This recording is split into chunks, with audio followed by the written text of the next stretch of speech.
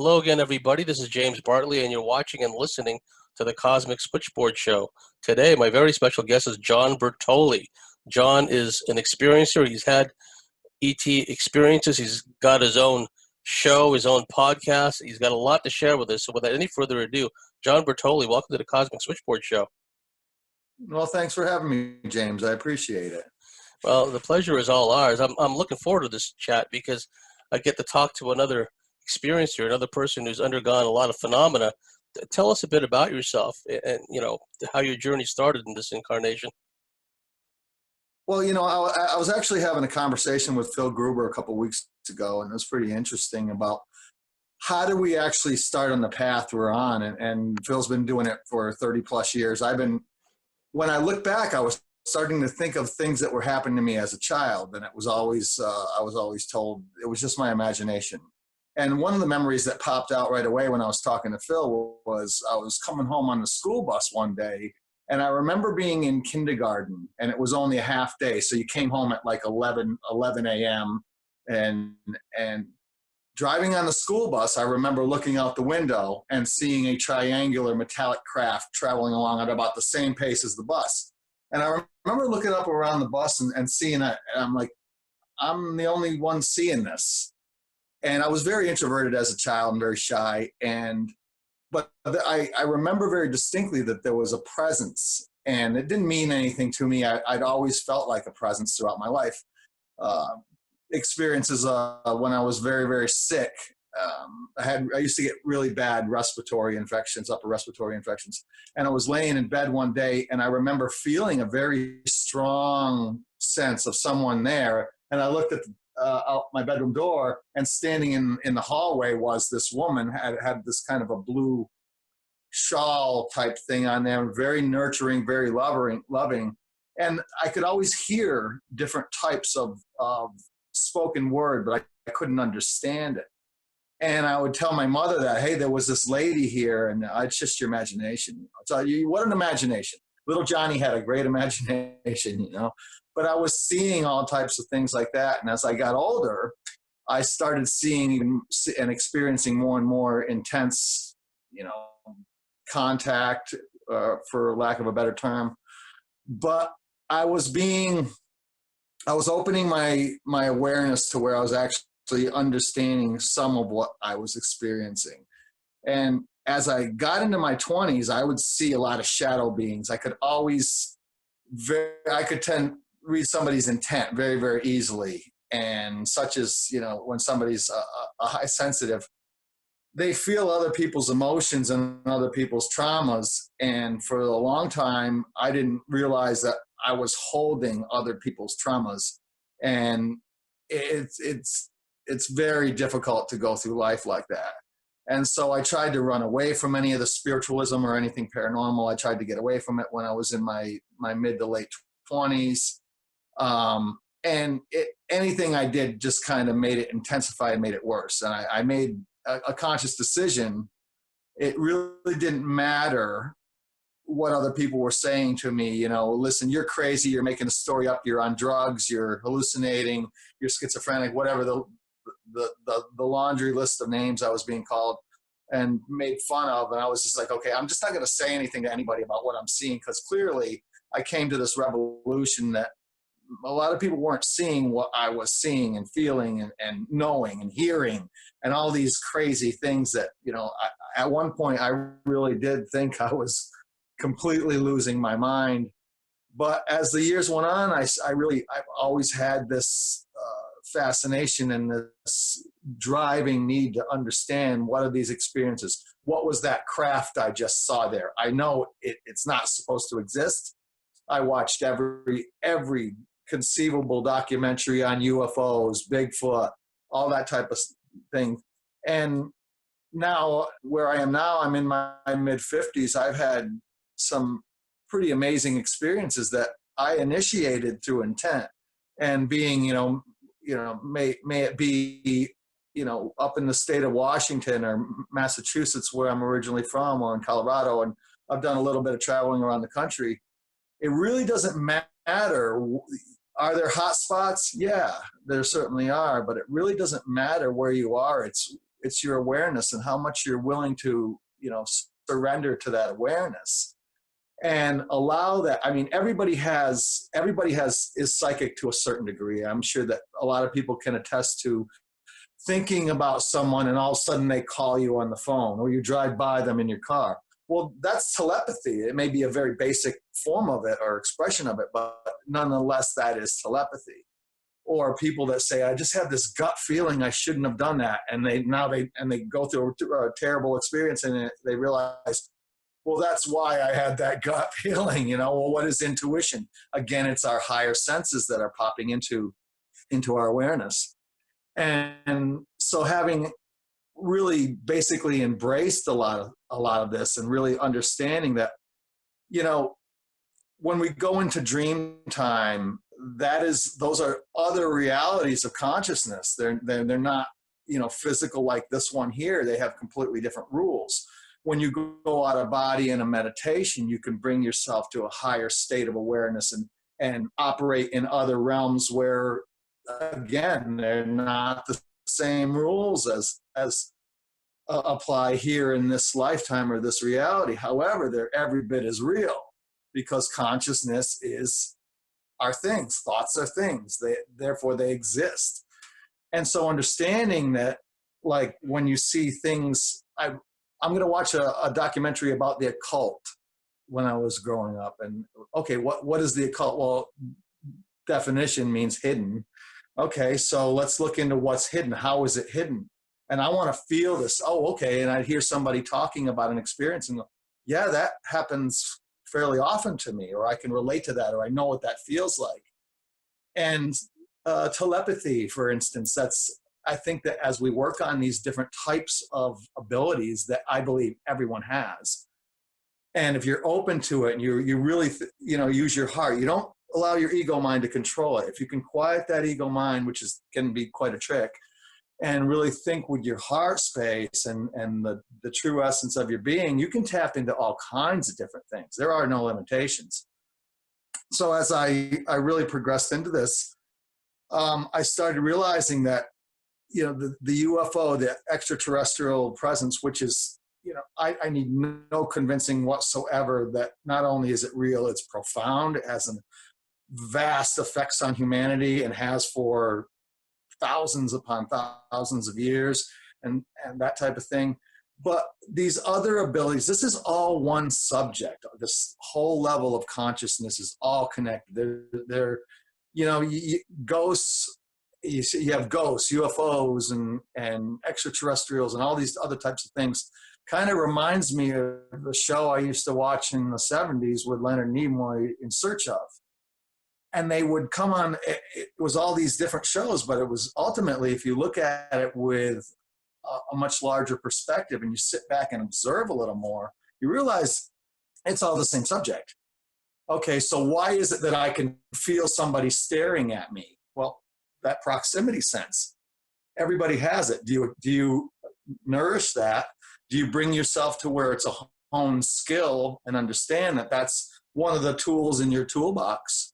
So we have all these abilities, communication.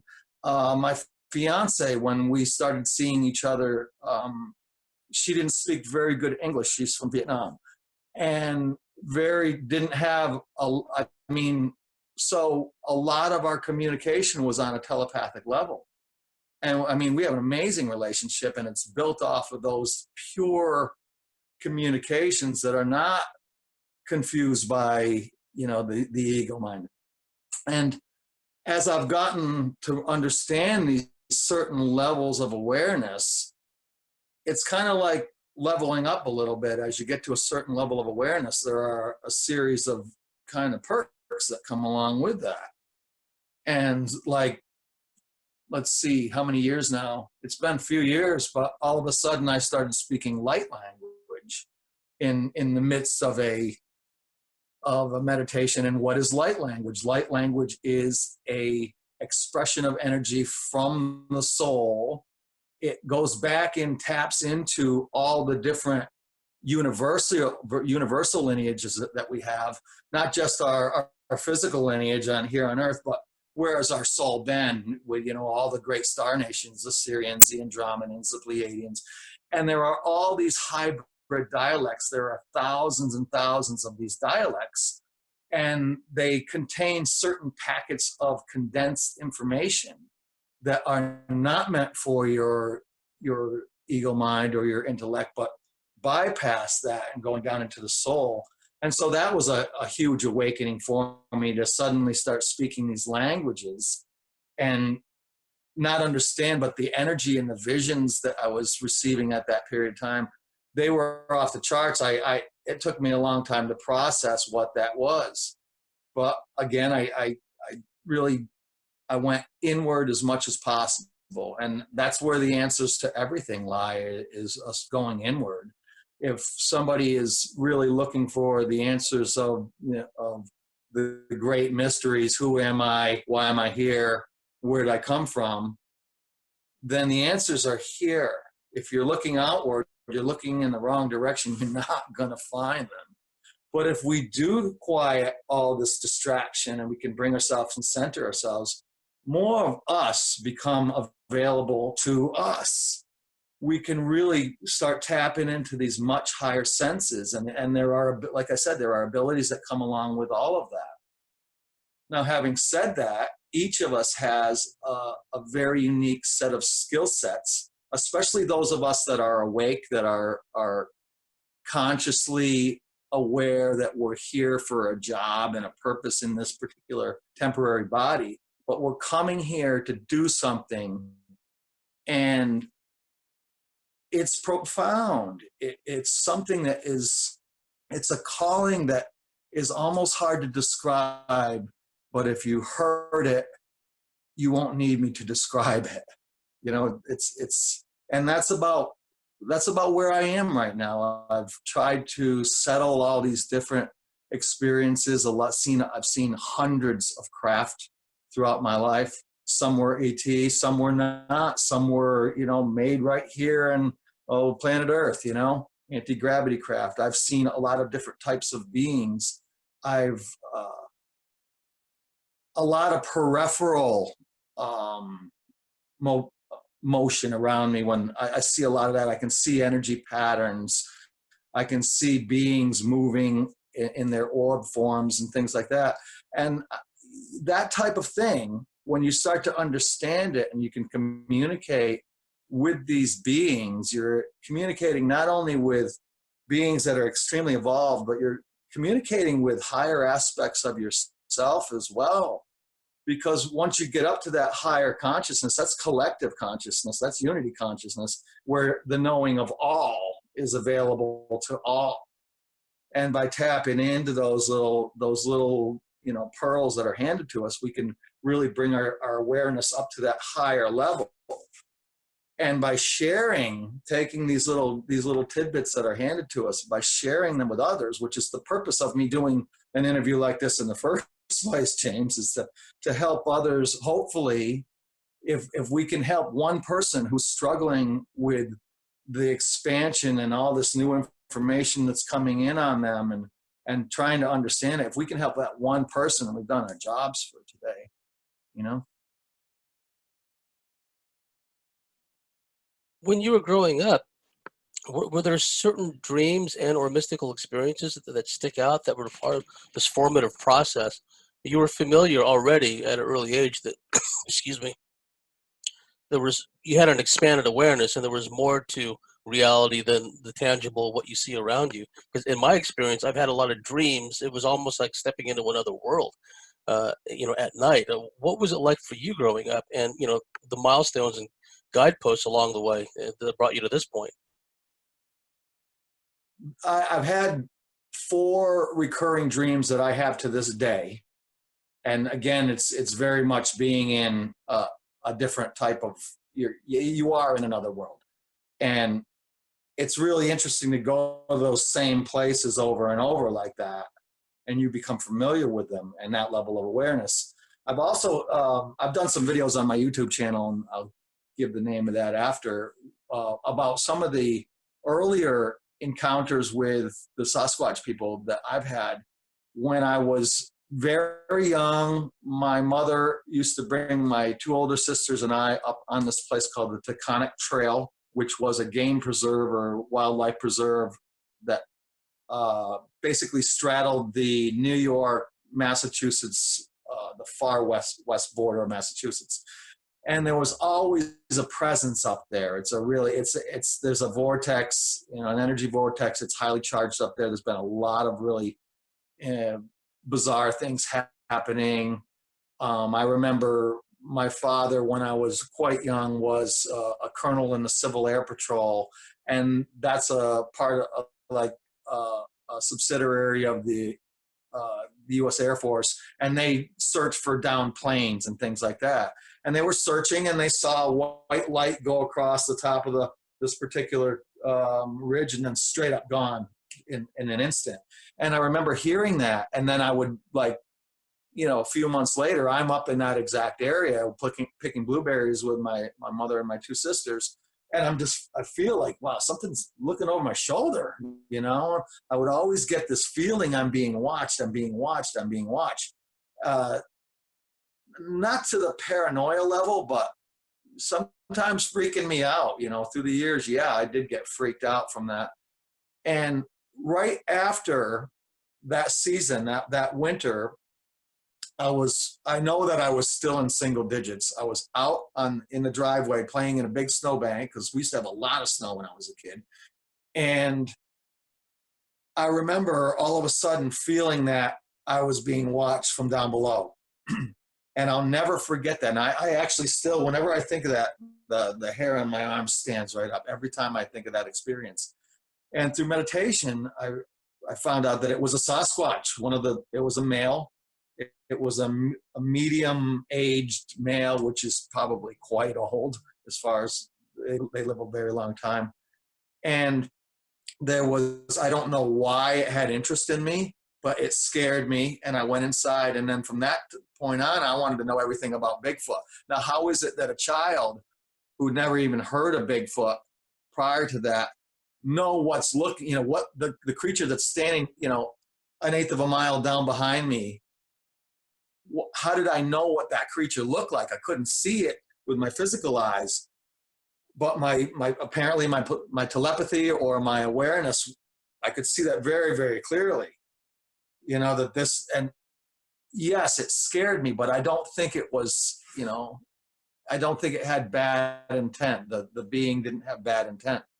Now, as the years started going on, I would always, that old house that we lived in it's on the historical register. Parts are over 250 years old. So it's got a lot of memory that's kind of imprinted in there. But I remember always hearing a woman's voice, and I could never understand what she was saying. And I thought it was my mother, because it was always this nurturing, beautiful, nurturing energy. And I looked out the window, and my mother was down in the garden, weeding, and I had been playing with my toys on the living room floor, and there was that divine feminine energy. And what I found out later is these languages that were being spoken to me were indeed light language. They were extraterrestrial languages.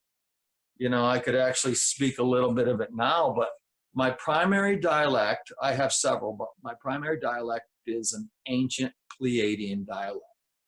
How did I understand this? There were two ways that I figured out exactly what I was speaking. One of them was Salretta Antario helped me identify that.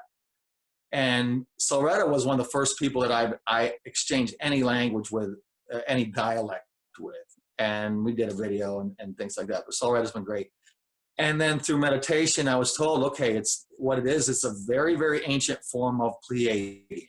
Okay, which means that those energies that are encapsulated in those dialects, those are what I brought for this incarnation. Have I been Pleiadian? Yes. Have I been Syrian? Yes. Have I been, we're all carrying energies from all over the place. We're a bunch of universal mutts, really. But these energies, when I started really speaking these energies, now I used to get a lot of downloads and a lot of telepathy, and my guides would speak to me, and I can talk about that in a minute. but it was always these dialects. And I'll speak a little ancient Pleiadian right now. And these dialects are the types of things that, well, people will say, well, what did you say? But what is really important to understand here is this is not a language that is meant to be a word-for-word translation and diluted down. This is highly compressed spiritual energy, spiritual remembrance, and these files are thick. So you may hear something in a recording, listen to it a year later, and hear something completely different, and each time get something out of it over and over and over. And these are the keys or these codes that are hidden within the speech that we've kind of made an agreement prior to incarnating that we'd share these codes to help each other wake back up again. So what I'm going to set my intent to just share awakening codes, share remembrance, and I always say the same thing, try and feel rather than listen. Niti hatoka mama aikia niti ro jobukia mama atoko ke memekin la haet tora bebeshe zimi ro la tuto bebe kya kyan nehemehin lo khwaya botokopo kinchata aneme chichikin jijwalare toto momwen ai que ala toto tieneni sapuata do komamabeti chuchu rafe dorshamane.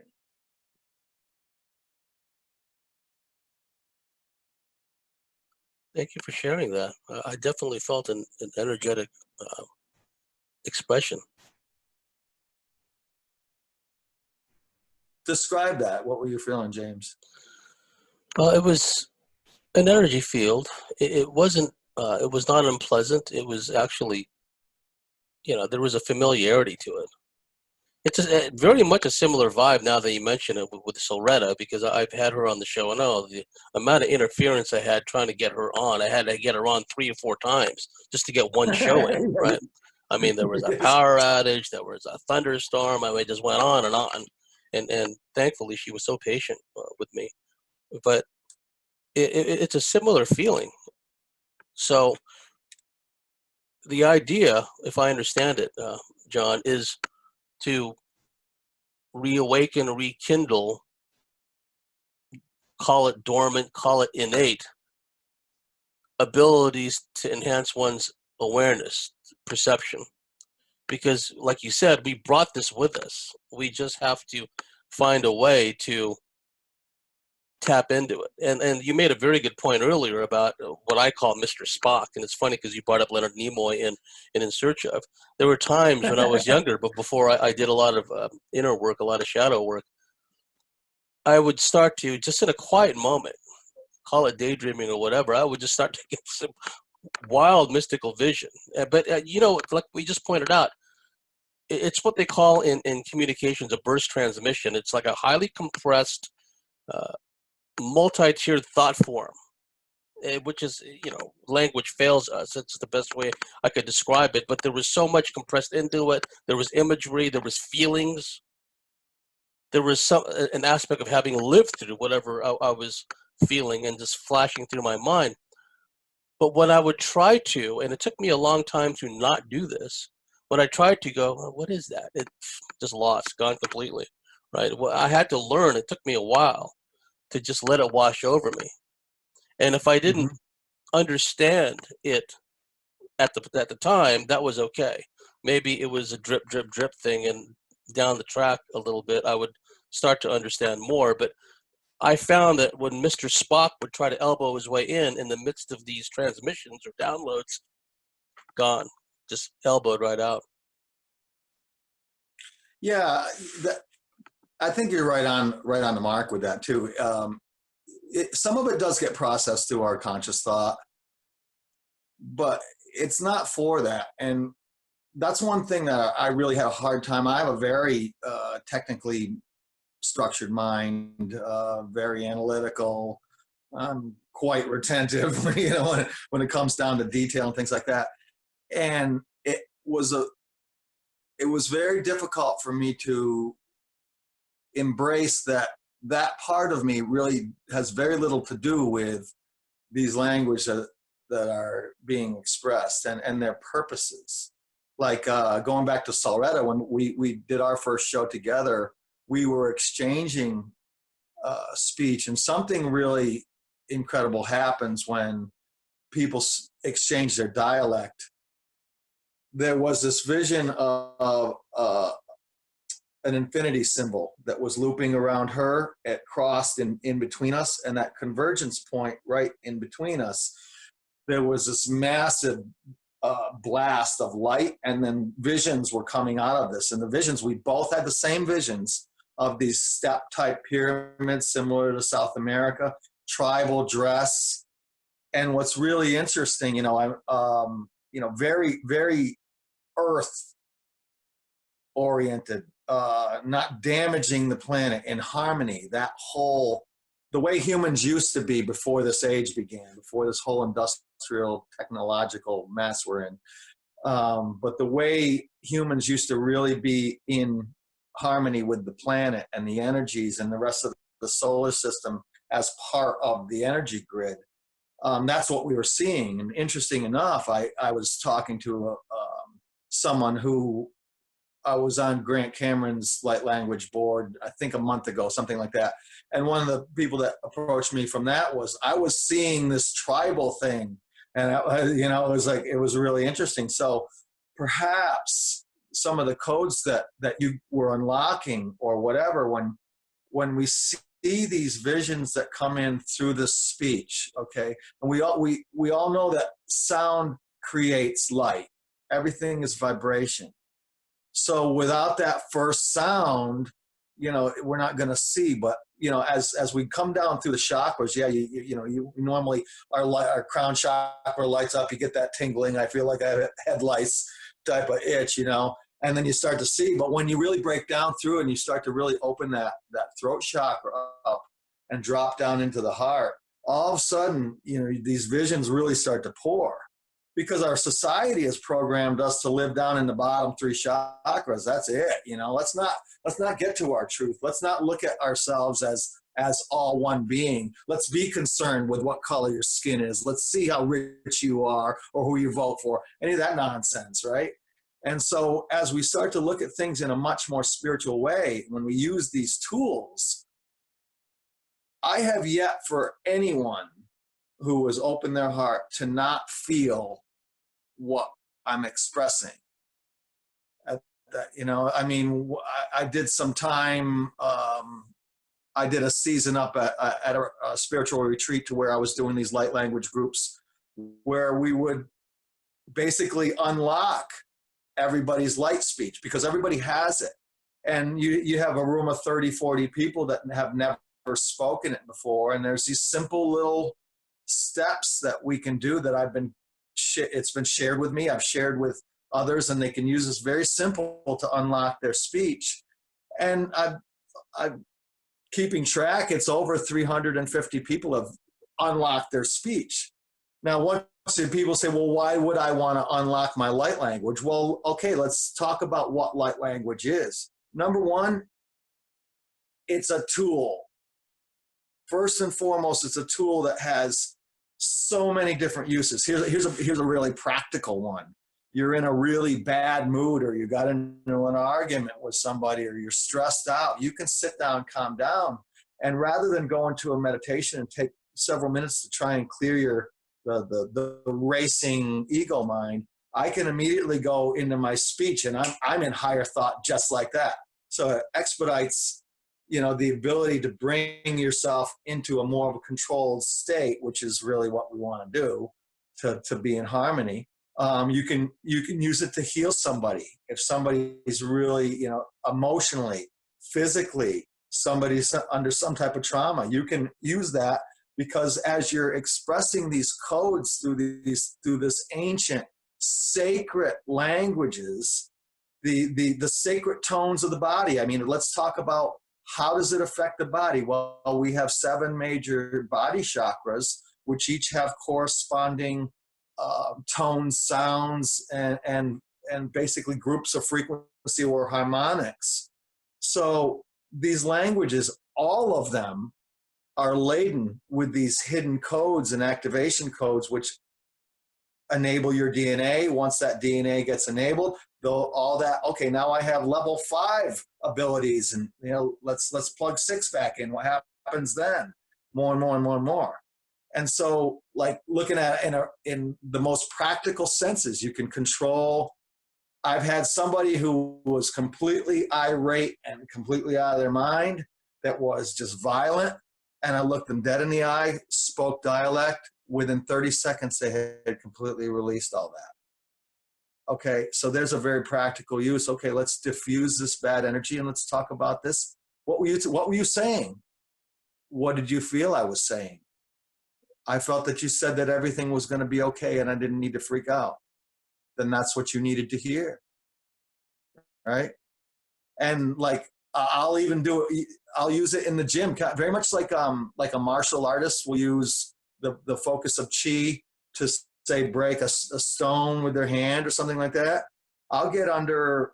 I mean, I even have videos of it on my Facebook page where I'm lifting. I have a tissue disorder which prevents me from doing certain things, but I have a machine with 720 pounds on there, and I'm getting like 10 reps with that, and I'm 55 years old with a beat up body. And but the video doesn't show me speaking light language and pulling the light energy into my body before I do that, And so these are some practical ways of using these light dialects.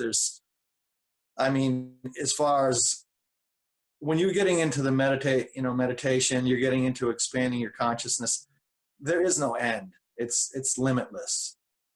And it's just a much simpler, easier way to get into harmony with your true self rather than stuck in the physicality of it. But like, I know people that use it for a multitude of different things. It's really, what is your skill set? Why are you here? What do you do? Okay, what do you do? Okay, I know, as I'm talking to you, I know what you do. And I know what, sometimes because of you being in the public eye, you're under fire somewhat. You take some hits, okay? So what would be a good application for that is when you're really getting hit and, you're getting this psychic attack, this huge emotional psychic attack, you can close that down to where it doesn't affect you at all. You can just completely, and that's what it is. It's a pure love emotion. It's a purity of creation. And for me, those are the most practical uses of it. But I also, I speak it all day long. I don't always speak it out loud, but using my 3 dialects, my primary dialects, if I feel there's a lot of dark energy around me, I'll use an Arcturian dialect, which is Murishkiato 30 ai, hiru bibishina namakakiaro tora paeche, Jushua shagrekia kapuram ratatapekintin reshkia. And that's more of a, hey, kind of leave me alone. I'm in my space. It's more of a warrior type sense. And then if I'm out and I really want to connect to the earth, I'll go back to even an older tongue, which is Hana eta etehia eme ato he pia ha tota na ata ihi kakahata to hepehe ta heka ama eni na to hopa tahe halo ya yana ete kawata eno. And that'll center me in the earth. And there's a lot more in the way of dialects that come out depending on what energy I'm tapping into. And everybody has multitudes of these dialects because they've experienced multitudes of lives before. When we look at, we kind of use it as, I've had a past life. Well, time is just a tool for referencing for our incarnations. It all happens now, past, present, future, now. And so you're accessing, you can bring yourself to other versions of yourself. It's really amazing how it can accelerate and magnify the spiritual energy, especially when you really when you grasp onto it, you completely embrace it, and then you're just speaking from here. Is there a word for word translation? Yeah, but it's doing it very, very little justice. It's kind of like a small phrase or a single sentence can contain an entire library's worth of information. It's that compressed, tightly dense information, and it's an onion. You're peeling off these incredibly tiny little layers, and each one of those layers is mind-blowing. So when you said, is it a slow drip? Absolutely, because if we got hit with all that information right now without the awareness that's necessary, it wouldn't work. You're going to put somebody straight into the loony bin. And, when I see that, like where I live, there's a couple people down the street, and I've been told they're schizophrenic, but I've almost seen the beings these people are talking to. They have an awareness. They're looking into other realities, and they just can't shut it off. And that's very difficult for them. They're not crazy. It's not a disease. It's kind of a misplaced or screwed up awareness that for some reason has purpose. I believe that everything has some type of divine purpose, whether or not we like to agree with it or if it's unpleasant or not. There's a purpose for everything. Like you and I were talking about certain, I'll be very general, kind of like gurus in the UFO community, right? And you have these certain people, and they're spouting off this narrative, and okay, it's this way, it's this way, it's this way, and blah blah blah blah blah. And you've heard the same, regurgitation going on for the past 20 years. And then you say something, you speak up on it because something doesn't ring true, or you suddenly, you don't know what you're talking about. And what I'm finding is consciousness is ever expanding. And if we're not consciously going after trying to learn more and understand more with an evolutionary process to thought, as what more? How do I understand this? Okay, now I took this in, now I have to process this and really let that expand out and fully understand with this thing, not this thing. Then we're stuck in the mud, and we're not really adding to the whole. We're not adding to the collective intelligence or the collective, mentality or knowing. And that's why I think that some of us, you and myself, we feel very similar in those that are out there that are not being entirely honest, that it's all about money. Unfortunately, it's become a job for these people, and they're just drawing a paycheck, to where very often that, yes, they do have some passion in the beginning, but as the old guard is very, very entrenched, and the old guard doesn't evolve with the consciousness as it's expanding now. And I've been subjected to a lot of this old guard type of thing. And I know you have as well. You put some posts up also about it. And I think this is really important during this time. We are indeed in the great uncovering. We're seeing so many things come out, and you have all these narratives being thrown at you, and you really have to use your discernment, because some of them, there's psyop on top of psyop on top of psyop on top of psyop. Then we have all the technologies that are being used against us, like the infrasound being embedded in a lot of these newscasts, so that people feel fear. And they very often, the ones that are not aware, they just get scared from it. They don't realize, wait a minute, that's a frequency, that's technology that's making me feel this way. It's affecting my brain waves, and these are the types of things that I think are so important that we talk about. Is the old normal wasn't so normal, and it's old, and there's not a lot of truth in it. When I see the division in this country, and Republican, Democrat, or whatever, I sit back and the way I look at this world is people are choosing sides, but ultimately the entire game is rotten. It's not whether this person, it's not about choosing sides. It's like, I don't want to play the entire theater game at all when I see the entire thing is corrupt. I walk down the street, I see all these combustion engines poisoning our planet when we have free energy technology that's been suppressed since the late 1800s. The same thing with the telephone poles, right? I live in Texas. There's massive refineries down here. I'm down by Houston.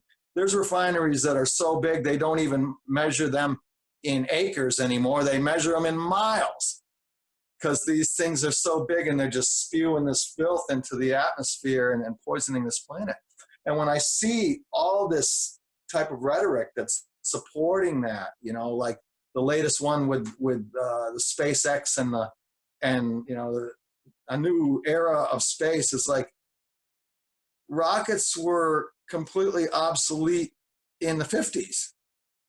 You know, there's been anti-gravity craft since then. So it's these technologies that really need to come out, the healing technologies. You know, we got to get away from all this globalization.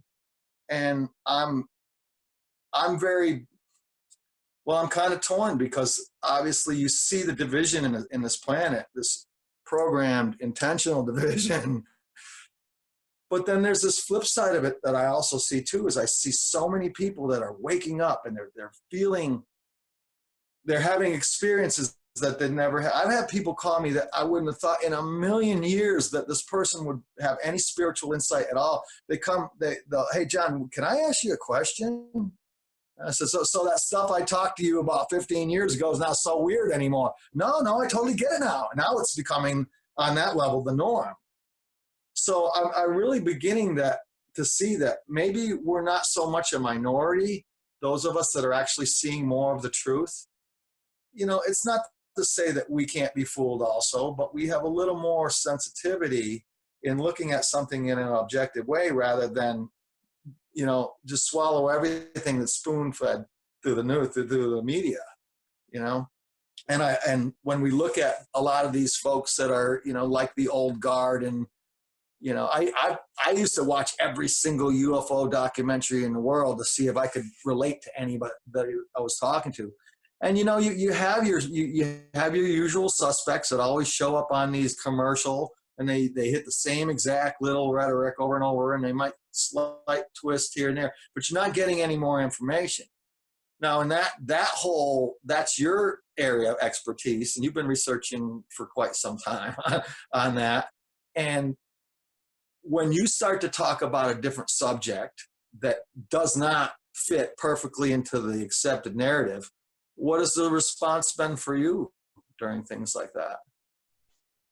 Yeah, I know exactly the types of old guard people and want to be old guard people. They seem to be old guard people only because they keep showing up on these TV shows and keep showing up at these conferences. They become a fixture. But they really do keep things in an enclosed kind of space where certain subjects, certain themes are taboo, and they quickly, along with their legions of trolls, rise up and try to shut people down. But what I've done is, and I've run into some degree of resistance, but as much as possible, I try to bypass enemy strong points, right? Sometimes it's unavoidable at a conference or something where you're going to be a speaker. This happened in Roswell, New Mexico, and other places. You're just gonna be around these people, and I don't believe in fraternization. Call it elitist, call it what you will, or anyone call it what they will. But if I have a strong feeling that someone is a disinfo agent or anything, I'm not cordial to them. I don't even associate with them, right? I just keep them at arm's length, and I'm just there to do a job. Basically, I'm there to do what I'm meant to do and interact with people who feel moved to interact with me. And then I move on, right? And so, yes, well, what I'm seeing is the tide has turned. I know that there are a lot of people out there that maybe looked askance at us in the past or kind of wondered if we were all there mentally, right? But enough things have happened that we don't sound as crazy anymore, and people are more willing to seek, if not our counsel, at least our insight and our perceptions about certain things. And they also notice, John, I know this is the case with you, the inner light, where amidst the storm around us, you're a sea of calm. When people that are naturally alarmed by this state of affairs and how it's trending in a certain direction, what they're perceiving, that innate part of that that's telling them that they're not getting the whole story from the mainstream media. When they can see you and realize how calm and how you're taking it all in, I like to use the example of the Shaolin monk just walking along with his staff and his begging bowl, and then he sees some travelers being waylaid by these highwaymen. Shaolin monk goes in action, opens a can of whoop ass, bows to the travelers, and just walks away, just as content and peaceful and upright alignment as he was before all the action started, right? When people see that about you and others I know, they see strength there, they see strength of character, they see integrity, and it provides an anchor for them, an anchor point for them to kind of, at times latch onto. And so, I thank you for the work you're doing. And at a point you made earlier too, that first dialect that you spoke, immediately I started seeing visions of these step pyramids in Latin America and South America. And when you brought up earlier, actually spoke that first dialect, the Pleiadian dialect, I really felt a resonance with that. Australia is steeped in Pleiadian lore. My friends Stephen and Evan Strong have been going around the country, and we recently did a teleconference where they talk about how at least a faction of Pleiadians, because of all the stuff coming down, will be coming back, and how they're being told by all the elders of the various Aboriginal nations here the same thing. They're coming back, and I've been to a sacred site here that is Aboriginal / Pleiadian. In fact, there is a healing table there where only women are allowed to lay down in, and all males need to be at least 15 feet away from this, right? And the women that I've spoke to that have laid down on this thing, of their consciousness has been projected into a big Pleiadian starship. Aboriginal elders pop up that they can see with their etheric third eye vision. And one time, me and a friend of mine, an intuitive medium, we were walking around up there in these glyphs, Aboriginal sacred area, looking for this site, because Evan hadn't sent me these photos yet. Later on. Were you at Gosford? Yes, Gosford. It's near there, Carryong, but it's quite near Gosford. Is the largest city nearby, and it was getting dark, and snakes are abounding in the place, and there's actually a big portal there where Sasquatch, Yowie, has been known to step out. So we probably walked by this thing about 3 or 4 times and didn't even notice it. It was only later, when Evan sent me photos of what it looked like, that we were able to go back and find it. But the point of relevance was, while we were looking for this, my friend, the intuitive, he said, there's a Pleiadian here, very tall. He's got this, long gown-looking thing, and he's trying to guide us to where the healing table is, right? But again, it was getting too dark, and we just had to leave the place so we can make it back to, through the bush back to our car. And tracking back to what you were doing earlier with the Pleiadian light language, I was seeing images as you spoke of those South American pyramids, and I was reminded of Bruce Fenton and his wife Daniela. I haven't had Daniela on the show yet, but I'd like to. But Bruce and Daniela, and this tracks back to what you said earlier, the eternal now, as I call it, past, present, future, they all run simultaneously, just different frequency offsets that separate them. Some people can have the etheric third eye vision and the means to transgress, and rather ingress and egress out of each of these. And Daniela and Bruce had a past life incarnation in one of those pyramids, actually beneath it, slightly out of phase with the dimension of the Earth at the time. So there was a strong Pleiadian presence there. And there's another book you can come across. It's called Midwinter's Song, I think it was. And I believe it was Pleiadians, and a woman was having past life memories of being a Pleiadian. There was a great war way back when here on this planet, probably numerous ones, which resulted in the desert Southwest becoming the desert Southwest. It wasn't always like that, apparently, until this war came along. And anyway, the point of relevance, John, is that, yeah, I started seeing pyramids, and I started getting certain impressions. And then when you did the Arcturian bit there too, what a lot of people don't understand, John, is at least some of the Arcturians, they're ass kickers. It's like they're spiritual warriors. They train other species in combat, basically, of all forms, energy, personal combat, and they're kind of like a higher dimensional version of these Shaolin monks that I was talking about.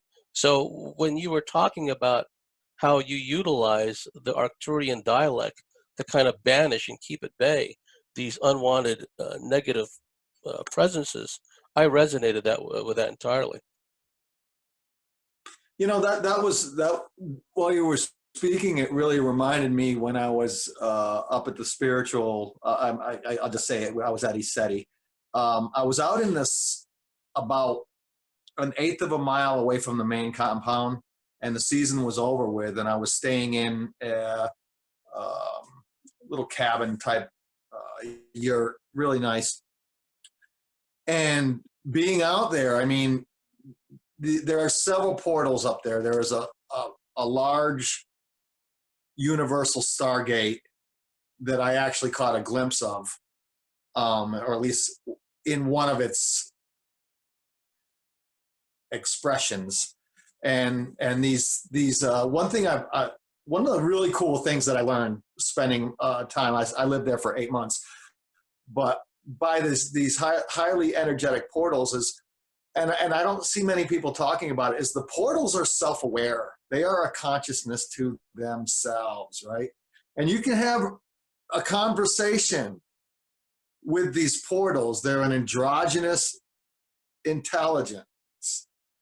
And they don't, it's not, very rarely is it a light portal or a dark portal. It's kind of like, you know, it's the airport. Everybody goes through there, you know, you're jumping on a plane, you're coming out here, you know. And a lot of the times, there would be some times where there was a lot of dark entities up there, and I could feel them all around me. And I would just center in, and instead of, you know, letting myself get freaked out by the fear that was being pumped at me, I would go into this state. I would recite the Arcturian, and it's kind of like a Haka. There's a lot of movement in your arms and things and that's, you know, multiplying or compounding the intent, because another harmonic and a level up, you know, intent upon intent upon intent upon intent, you know, type of thing. But there were several people up there that were held down by dark entities that felt themselves physically being held down on the bed or pressed on their chest. And I mean, this profoundly scared these people, you know, when they came up and talked to me, and they go, well, why doesn't this happen to you? And there was one time where there was a lot of bad stuff that was going on, a lot of dark energy. And I believe that the people that were visiting the ranch were calling that, because energy attracts its likeness, you know, the law of attraction. So if we're sitting there focusing on nothing but negative energies, yeah, that's going to be called. And when you couple that with a very highly energetic vortex, that's magnified many times over, right? I was there one time when I saw some really bizarre. I saw what looked like spiders, you know, this big around, black spiders going across the ground.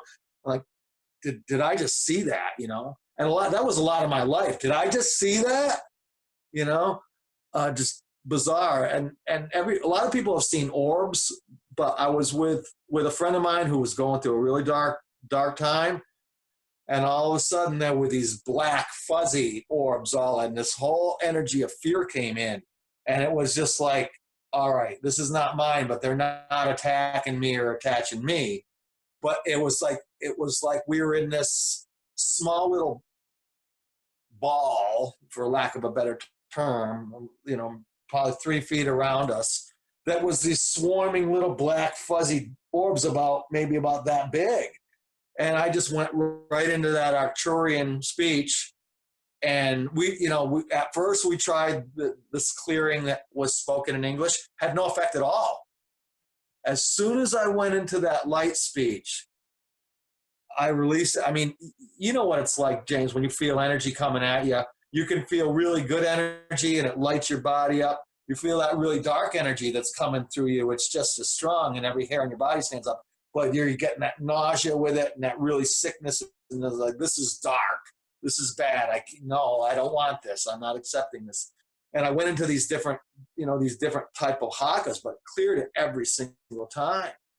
And somebody who's going through their, like, back to practicality for a minute, somebody who's going through a tough time in their life, whether they know it or not, they have all that built up emotional energy that may have a lot of negative context with it. They're calling all that crap towards them. So if they unlock their light speech, they can change that just like that. It can happen in an instant, you know.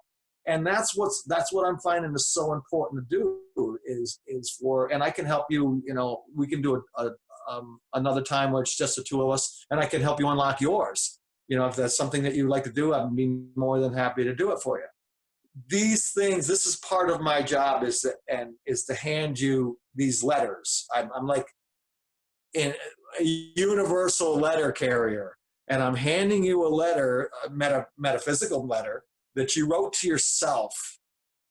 But whether you open it and read it and interpret it, that's all up to you. But nonetheless, I'm going to hand this to you. You know, if you ask me to do this, this is what I understand.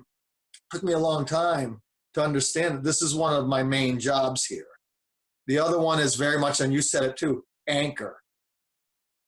anchoring of energy. Now that I understand energy, and I do a tremendous amount of inner work. I work on myself all the time. You know, I don't think any of us are, okay, we reach to a certain point, that's it, I'm enlightened, good enough. You know, it's not like that, you know.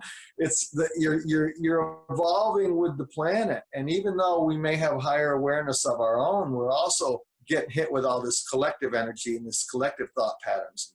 So, you know, when we talk about, okay, I was speaking Pleiadian, and you were seeing these step pyramids, right? Well, what were you really looking into? You were actually looking into the energies that were compressed in that dialect that I was sharing.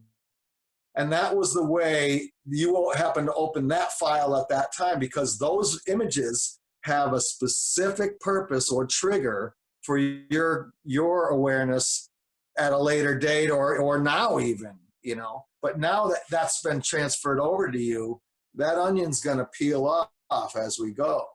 And I think that's the most important thing that people do right now is to, okay, the old way didn't work.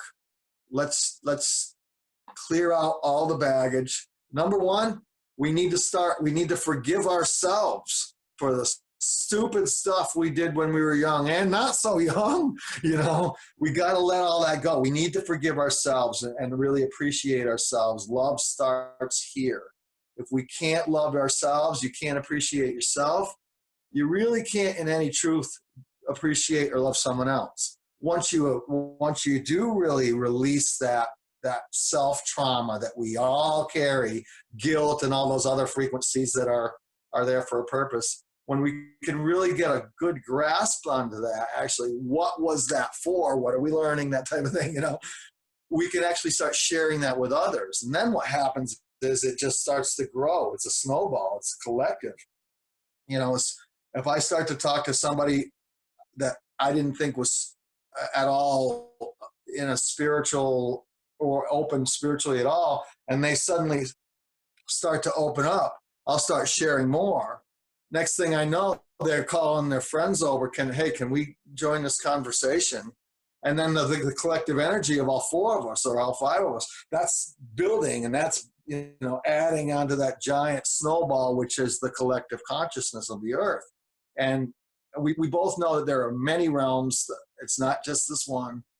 There are many parallel Earths and realities associated with this particular cluster of souls and planetary consciousness and so forth. But as we become more and more aware of that and the simplicity of it, and the simplicity is this: we are immortal.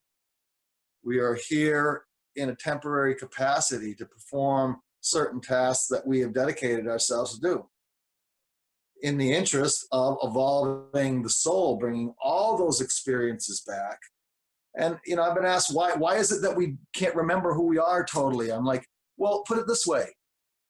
If you know how the movie ends, how are you going to have that profound, intimate knowledge of those experiences that when you live something and you had that experience through every tiny little detail of those experiences, that's something you could never learn in a book, reading a book, or have somebody tell you. It's like that energy, you've learned that's in your soul. That is added to the collective knowledge, and the entire thing comes up. So it's I lost you. I think you're muted. I'm still muted. There you go. Yeah, hold that thought. A lot of great points. We reached the end of the first segment. Could you give our viewers and listeners your contact information, your Facebook, and your YouTube channel? Sure. My Facebook is John Bertoli, and you'll see I'm a personal trainer, fitness trainer, and light language activator. And then my YouTube channel is We Speak Unity Light, and that's We Speak Unity Light.